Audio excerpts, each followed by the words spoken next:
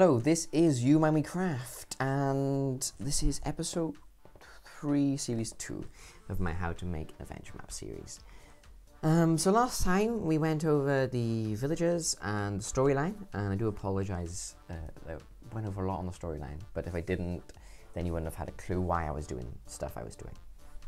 So I prefer to keep you all up to date and in the know, so then you can understand why I'm doing stuff and follow me better, and then when you create your own adventure maps, then you actually know the process of how you do things. Always have to make sure that your storyline is up to date, because if you're just building stuff and don't have a storyline to go on with it, then it's not going to really be fun to play. Unless you're aiming for just a puzzle map, then you always want to make sure you know what the storyline is. So, because if you can't follow it, then how are the players meant to follow it, basically? So last time I showed off the text thing, where you can come up here and talk the shop boy, click on different answers, he'll reply in different ways.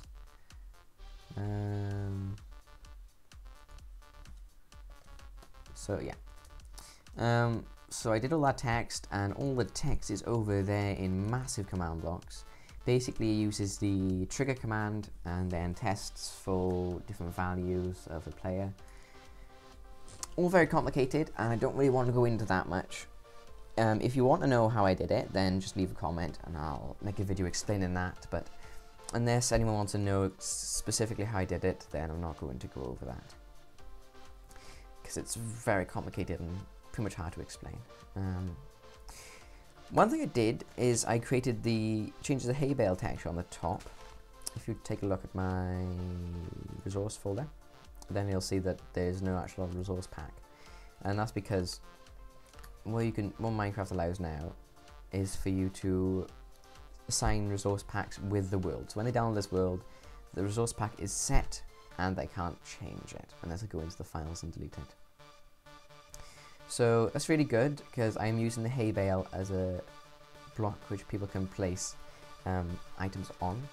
So you can only place items on hay bales, and hay bales look quite nice now with that, as long as you can't see the side texture. So last time as well, you saw at the top that I had a quest, get money, and you can see at the top there, it's right there, and then I can remove it with that end quest. Basically it spawns an ender dragon really high up with the name quest get money. So I tried this out loads of different ways. The easiest is spawning really high up, some like right at block height, somewhere that the player will not be able to render him, but he's still loaded, and have him riding a minecart, and the minecart be positioned on top of a block. Therefore you'll just float in midair, not being able to move because he's been attached to the minecart. So this is the code that spawns him in. Spawn in really low health, so if need be I can go up there and kill him manually, because it does muck up sometimes, so it's always nice to have a fail-safe just in case something mucks up. So this is to kill the UUID of the dragon, and this is to kill the UUID of the minecart he was riding. So basically when you talk to the shop boy, he'll allow you to start the quest, get money through his chat system, and then this is constantly looping to test if the player has any money in their inventory. So test for at a inventory gold, blah blah blah. And if they do, it'll output. Then it will end the quest. Say that they've completed it. Give them 5 XP then, I believe. So that's how that works, and basically to end it, it places a redstone block on here, and then sends the commands through there. I have this looped around here, so that once it is triggered, once I do have money in my event, then it will. Oh, well, I should just stick on it. So. Yeah, that's better. So basically, when it's triggered, then they can't trigger it again, how many times they try. So it's a very crude way of doing it, but it works nonetheless. So just creates a loop if they have money in their inventory, which they can't do it again. So that locks itself, so it can't be accessed more than once. Otherwise, I'll just be able to throw the money on the ground, pick it back up, and keep getting XP from it. So that's how the quest works.